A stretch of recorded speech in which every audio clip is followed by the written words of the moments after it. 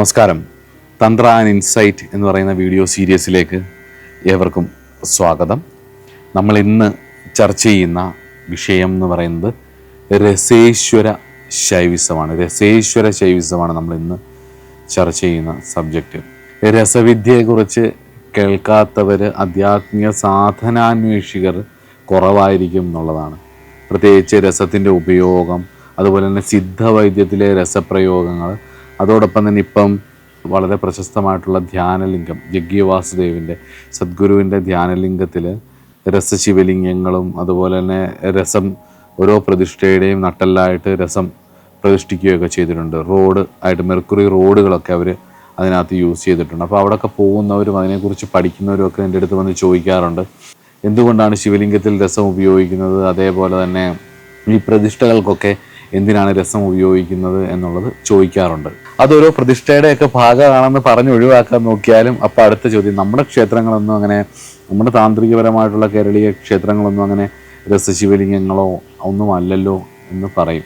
അപ്പോൾ നമ്മൾ പല കാര്യങ്ങളെക്കുറിച്ചും പറഞ്ഞു കൊടുക്കും. രസത്തിൻ്റെ ശിവലിംഗങ്ങൾ ഇങ്ങനെ പ്രതിഷ്ഠിക്കുന്നത് മാത്രമല്ല, രസശ്രീചക്രങ്ങളുണ്ട്, രസയന്ത്രങ്ങളുണ്ട്, പലതരത്തിലുള്ള രസത്തിൽ തീർത്ത വിഗ്രഹങ്ങളുണ്ട്, രസത്തിൽ തീർത്ത മണികളുണ്ട്. അപ്പോൾ അങ്ങനെ പലതരത്തിലുള്ള കാര്യങ്ങൾ, രസത്തിൽ തീർത്ത മാലയുണ്ട്, പലതരത്തിലുള്ള കാര്യങ്ങൾ ഈശ്വരോപാസനയ്ക്കായിക്കൊണ്ട് ഇവർ ഉപയോഗിക്കും. ഇതെങ്ങനെയാണ്, എവിടെ നിന്നാണ് ഇതിൻ്റെ തുടക്കം എന്നുള്ളത് നമുക്കൊന്ന് നോക്കാം. രസവിദ്യ ഇന്ന് കാണുന്ന രീതിയിൽ ഒരുപാട് പ്രചാരത്തിലെത്തിച്ച ആചാര്യന്മാരുടെ കണക്കിൽ, ഏറ്റവും ലേറ്റസ്റ്റ് ആയിട്ടുള്ള ആചാര്യന്മാരുടെ കണക്കിൽ ഒന്ന് നാഗാർജുനൻ ഉണ്ട്, അതുപോലെ തന്നെ ചാർപ്പതിനാഥ് എന്ന് പറയുന്ന നവനാഥന്മാരുടെ ചാർപ്പതിനാഥന്മാരും ഉണ്ട്. അപ്പം പക്ഷെ അതിന് മുമ്പേ ഇവരിലേക്ക് ഈ രസവിദ്യ എങ്ങനെ വന്നു എന്നുള്ളതും, ഇതിൻ്റെ രസത്തിൻ്റെ ട്രീറ്റ്മെൻറ്റ് രീതികളെക്കുറിച്ചും രസ ഉപാസന എങ്ങനെയാണെന്നുള്ളതും ഒക്കെ നമുക്കൊന്ന് നോക്കാം. വളരെ പഴക്കം ചെന്നതാണ് രസേശ്വര സിദ്ധാന്തം എന്ന് പറയുന്നത്. സർവദർശന സംഗ്രഹത്തിൽ മാധവാചാര്യർ 15ഓളം ദർശനങ്ങൾ പറയുന്നതിൽ ഒരു പ്രധാന ദർശനമായിട്ട് പറയുന്നതാണ് രസേശ്വര ദർശനം. മാധവാചാര്യർ പറയുന്ന 15 ദർശനങ്ങളല്ലാതെ ദർശനങ്ങളുടെ കണക്കിൽ പല പാഠഭേദങ്ങളുണ്ട്. പ്രധാനമായിട്ടും ഭാരതത്തിൽ കൂടുതലായിട്ട് സംസ്കൃതം പഠിക്കുന്ന സമയത്ത് 6 ദർശനങ്ങളാണ്, ഷഡ്ദർശനങ്ങളാണ് പൊതുവെ സോക്കോൾഡായിട്ട് എല്ലാവരും പറയുന്നത്. ഇത് കൂടാതെ സം സ്കോളേഴ്സ് പറയുന്നുണ്ട് 108 ദർശനങ്ങൾ ഉണ്ട് എന്ന്. എന്നാൽ മറ്റ് ചില സ്കോളേഴ്സിൻ്റെ, ഇതിനെക്കുറിച്ച് പഠിച്ചിട്ടുള്ള സ്കോളേഴ്സിൻ്റെ അഭിപ്രായത്തിൽ 300 ദർശനങ്ങൾ ഉള്ളതായിട്ടും പറയുന്നുണ്ട്. എന്നാൽ പൊതുവേ നമ്മൾ ദർശനം എന്ന് പറഞ്ഞ് നെറ്റിൽ അടിച്ചു കൊടുത്തു കഴിഞ്ഞാൽ ന്യായം, വൈശേഷികം തുടങ്ങിയിട്ടുള്ള 6 ദർശനങ്ങളെയാണ് പറയുന്നത്, ഷഡ്ദർശനങ്ങളെയാണ് പൊതുവെ പറയുന്നതും. ഷഡ്ദർശനങ്ങളെക്കുറിച്ചുള്ള കാര്യങ്ങൾ മനസ്സിലാക്കണമെങ്കിൽ ഇൻ്റർനെറ്റിൽ ബുക്സൊക്കെ അവൈലബിൾ ആണ്. ഷഡ്ദർശനങ്ങളുടെ ഗ്രന്ഥങ്ങളും കിട്ടും, നിങ്ങൾക്കത് മേടിക്കാം. അതോടൊപ്പം തന്നെ യൂട്യൂബിൽ തുറവൂർ വിശ്വംഭരൻ സാർ ഈ ഷഡ്ദർശനങ്ങളെക്കുറിച്ച് പറയുന്ന ഒരു വീഡിയോ സീരീസ് ഉണ്ട്. ബേസിക്കായിട്ട് കുറേ ക്ലാരിറ്റി കിട്ടുന്ന രീതിയിലുള്ളൊരു പ്രഭാഷണമാണത്. നിങ്ങൾക്ക് ആവശ്യമുള്ളവർക്ക് അത് കാണുകയും ചെയ്യാം. നമ്മൾ ഈ വീഡിയോ സീരീസ് തുടങ്ങിയ സമയത്ത് എന്നെ ഏറ്റവും കൂടുതൽ സ്വാധീനിച്ചത് ഈ സർവദർശന സംഗ്രഹമാണ്.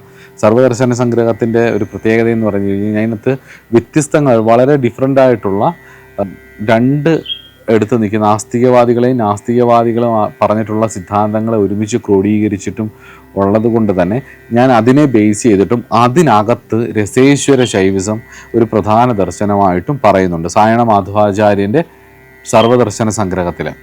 സായണ മാധവാചാര്യർ 14-ാം നൂറ്റാണ്ടിൽ ജീവിച്ചിരുന്ന ആളാണ്. AD 14-ാം നൂറ്റാണ്ടിൽ സായണൻ്റെയും അതുപോലെ തന്നെ ശ്രീമതിയുടെയും മകനായിട്ടാണ് അദ്ദേഹം ജനിച്ചത്.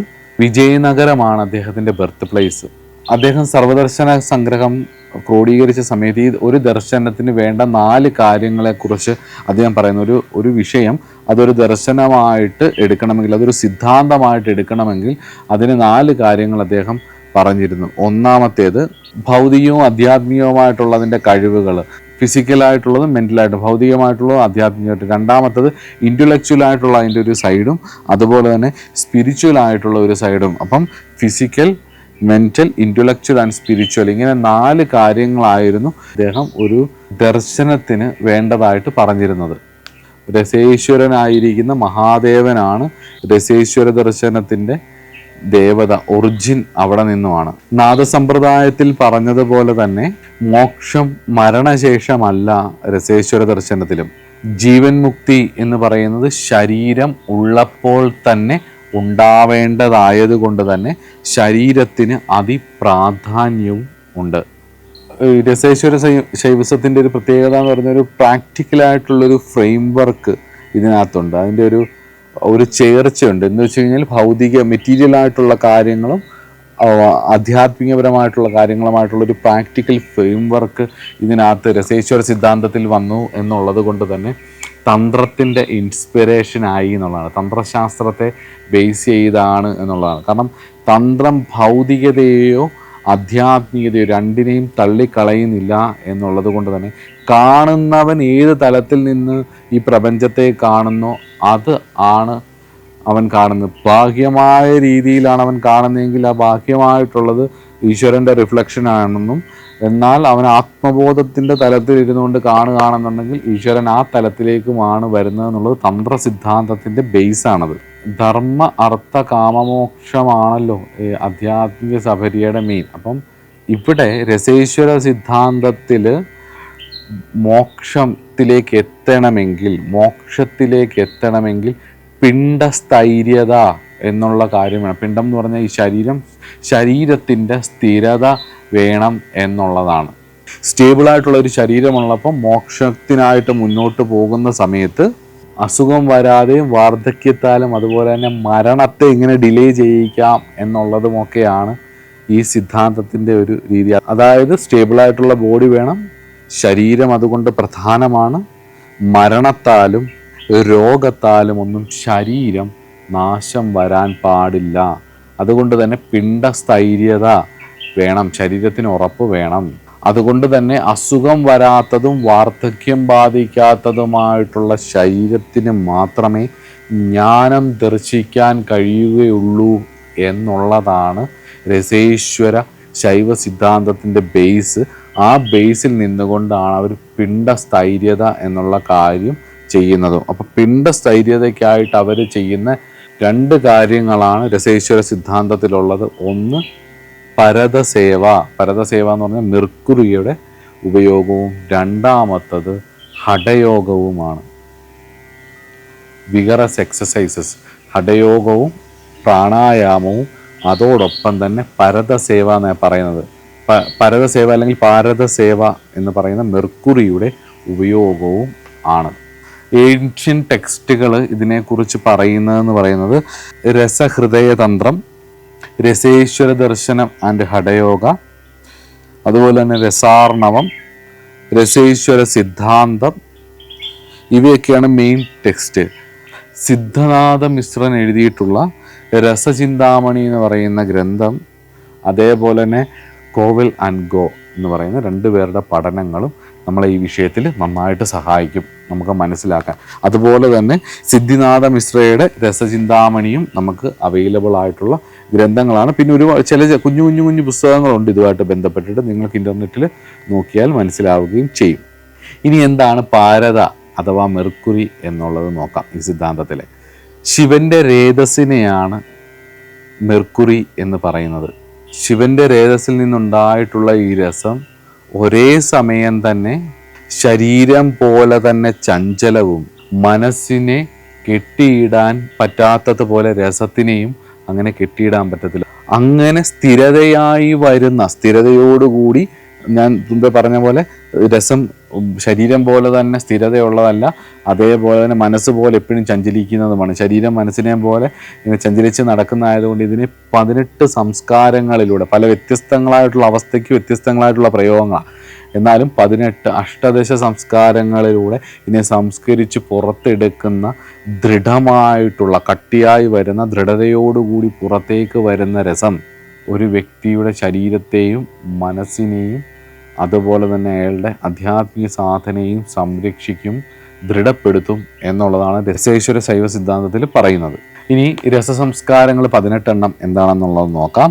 ശ്വേതന, മാർദ്ദന, മൂർച്ഛന, ഉദപാന, പാതന, രോധന, നിയമന, ദീപന, അനുവാസന, ഗ്രസമാന, ചാരണ, ഗർഭദ്രുതി, ബാഹ്യദ്രുതി, ജാരണ, രാഞ്ജന, സാരണ, ക്രമണ, വേദ, ഇങ്ങനെ 18 രീതികളിലൂടെയാണ് രസം ഡെവലപ്പ് ചെയ്തെടുക്കുന്നു. അതിൻ്റെയൊക്കെ അർത്ഥങ്ങൾ വളരെ വിശദമായിട്ട് മനസ്സിലാക്കാം. സംസ്കൃത വാക്കുകളാണ്. ഈ ഡിക്ഷണറി നോക്കി ഇതിൻ്റെയൊക്കെ അർത്ഥങ്ങൾ മനസ്സിലാക്കാം. അപ്പോൾ എന്താ ഇത് ചെയ്യുന്നതെന്നുള്ളത് മനസ്സിലാക്കാം. തല്ലിപ്പഴിപ്പിച്ചും ചൂടാക്കിയും ഉരുക്കിയും ശുദ്ധി വരുത്തിയും ഒക്കെ എടുക്കുന്നതാണിത്. അത്രയേ ഉള്ളൂ. അപ്പം ഇതെങ്ങനെയാണ് കഴിക്കുന്നതും എങ്ങനെയാണ് കഴിക്കേണ്ടതെന്നും എന്ന് അവർ പറയുന്നതും രസവിദ്യയുടെ പ്രയോഗം എങ്ങനെയാണെന്നും അതെങ്ങനെയാണ് കഴിക്കുന്നതെന്നും ഒക്കെയുള്ളത് നമുക്കൊന്ന് നോക്കാം. രസഹൃദയതന്ത്രപ്രകാരം പിണ്ടസ്ഥൈര്യതയോടുകൂടി ജീവൻ മുക്തി വേണം എന്നുണ്ടെന്നുണ്ടെങ്കിൽ ഹരഗൗരി സൃഷ്ടി എന്ന് പറയുന്ന ഒരു ലോഹക്കല്ലുണ്ട്, ആഫ്രകം അല്ലെങ്കിൽ മൈക്ക എന്ന് പറയുന്ന ഒരു ലോഹക്കല്ലുമായിട്ട് ഇതിനെ മിക്സ് ചെയ്തിട്ടുള്ള പ്രയോഗങ്ങൾ ഉണ്ടാവും എന്നാണ് പറയുന്നത്. അതായത് മൈക്കയും രസവും കൂടെ ഒക്കെ മിക്സ് ചെയ്തിട്ട് ഹരഗൗരി സൃഷ്ടി എന്നാണ് അതിനെ പറയുന്നത്. അതായത് മൈക്കയും രസവും കൂടെ ഒക്കെ മിക്സ് ചെയ്തിട്ട് ഒരു പ്രത്യേക രീതിയിൽ പ്രയോഗിക്കുന്ന ഒരു ക്രമവും ഉണ്ട് പിണ്ടസ്ഥൈര്യതയ്ക്ക്.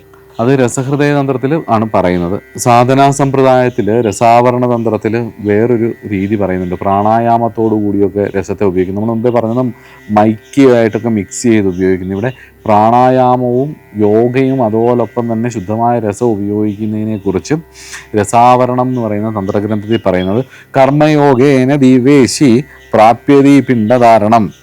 കർമ്മയോഗത്തിൽ മെർക്കുറിയും വായുവും കൂടെ രണ്ട് കാര്യങ്ങൾ ഉപയോഗിക്കാം, രസവും വായുവും. അങ്ങനെ ഉപയോഗിക്കുന്ന സമയത്ത് മൂന്നായിട്ടാണ് ആ അവസ്ഥകളെ പറയുന്നത്. ഒന്നാമത്തെ മൂർച്ഛിത, രണ്ടാമത്തെ മൃത, മൂന്നാമത്തെ ബധ എന്ന് പറയും. മോക്ഷപ്രാപ്തിക്കായിട്ട് ഈ മൂന്നവസ്ഥകളെ ആയിട്ടാണ് പറയുന്നത്. മൂർച്ഛ പാരത എന്ന് പറയുന്ന രസത്തിൻ്റെ മൂർച്ഛാവസ്ഥയിൽ ഒരാൾ ഉപയോഗിക്കുന്ന മൂർച്ഛപാരത എന്ന് പറയുന്നത് ശരീരത്തിൻ്റെ അസുഖം മാറുന്ന ഫ്ലൂയിഡ് ടൈപ്പായിട്ടുള്ള രസമാണ്. അസുഖപ്രയോഗങ്ങൾക്ക് ആണ് ഫ്ലൂയിഡ് ടൈപ്പായിട്ട് ഉപയോഗിക്കുന്നതിൻ്റെ പേരാണ് മൂർച്ഛപാരത എന്ന് പറയുന്നത്. ഓരോ അവസ്ഥയ്ക്കനുസരിച്ച് ഇതിനെ ഫ്ലൂയിഡ് ആക്കിയും അതുപോലെ തന്നെ കല്ല് പോലെ ആക്കിയും അതുപോലെ തന്നെ ഭസ്മം പോലെ ആക്കിയും ഒക്കെ ഇത് പ്രയോഗിക്കും. ഈ പാരത എന്ന് പറഞ്ഞ സാധനം, അതായത് രസം. മൃതപാരത എന്ന് പറഞ്ഞു കഴിഞ്ഞാൽ ഡെത്തിനെ പ്രിവെന്റ് ചെയ്യാനും അമൃതത്വത്തിനും വേണ്ടി ഉപയോഗിക്കുന്നതാണ് ഭസ്മം, അതായത് ഇതിൻ്റെ ഭസ്മങ്ങൾ, പൊടികളും. ബദ്ധഭാരത എന്ന് പറഞ്ഞു കഴിഞ്ഞാൽ മോക്ഷത്തിന് വേണ്ടി ഉപയോഗിക്കുന്നതാണ്. അത് ഗുടിക രൂപത്തിലാണ്, കട്ടിയുള്ള കല്ല് പോലെ ഇരിക്കും. അപ്പം വായു ഈ മൂർച്ഛഭാരതയിൽ ഉപയോഗിക്കുന്ന സമയത്ത് പ്രാണായാമവും അതുപോലെ തന്നെ മൃതഭാരത ഉപയോഗിക്കുന്ന സമയത്ത് യോഗാഭ്യാസവും അതുപോലെ തന്നെ ബദ്ധഭാരത ഉപയോഗിക്കുന്ന സമയത്ത് സമാധിസ്ഥനുമായിരിക്കണം എന്നാണ്. ആ ഒരു തലത്തിലേക്ക് എത്തണം, അല്ലെങ്കിൽ ഇതിനോടൊപ്പം ഈ അവസ്ഥയുള്ള സമയത്ത് ഇത് പ്രയോഗിക്കാവുള്ളെന്നുമാണ് രസവിദ്യയുടെ രസേശ്വര ശൈവസത്തിൻ്റെ ഒരു ബേസ്.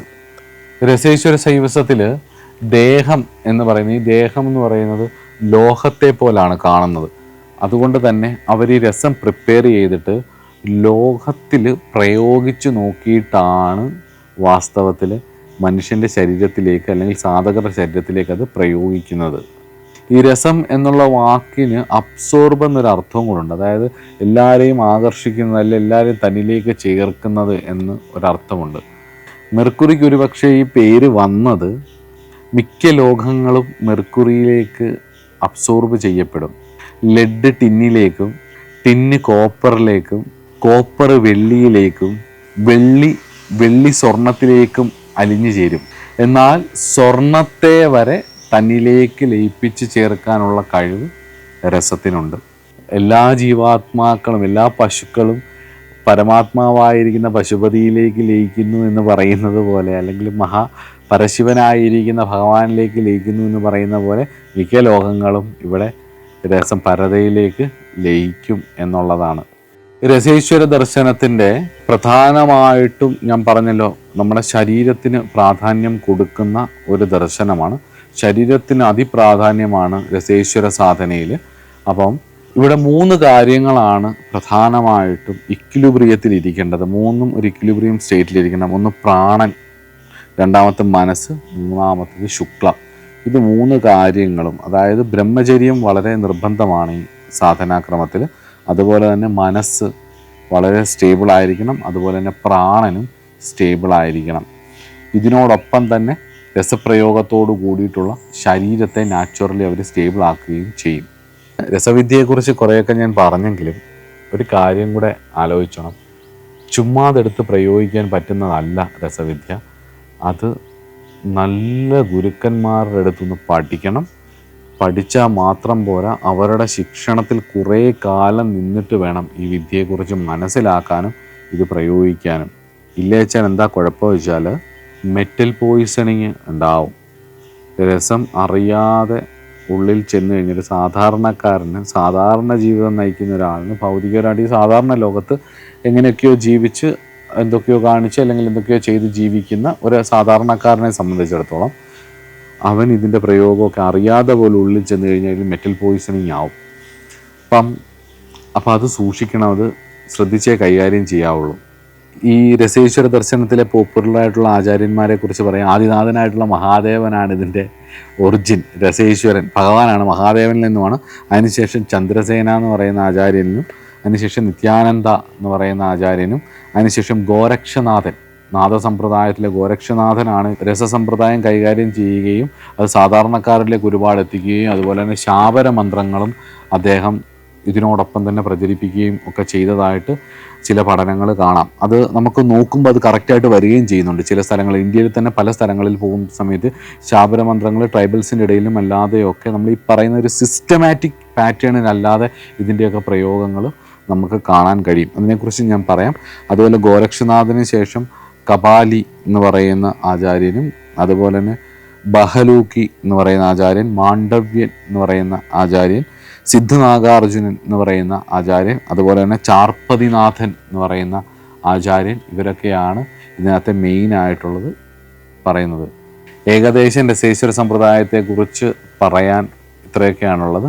എന്നാലും നമുക്ക് ഗോരക്ഷനാഥൻ ഈ പരമ്പരയിലെ പ്രധാന ഗുരുക്കന്മാരിൽ ഒരാളായതുകൊണ്ട് തന്നെ നമുക്ക് ഗോരക്ഷനാഥൻ്റെ ശാബര സമ്പ്രദായത്തെക്കുറിച്ച്, ഗോരക്ഷനാഥനിൽ നിന്നും ഉത്ഭവിച്ച് വന്ന ശാബര സമ്പ്രദായത്തെക്കുറിച്ച് ഒന്ന് പറയാം. പക്ഷേ ചില സ്ഥലങ്ങളിൽ ഈ മത്സ്യേന്ദ്രനാഥൻ എഴുതിയിട്ടുള്ള ഒരു ശാബര ഗ്രന്ഥമുണ്ട്.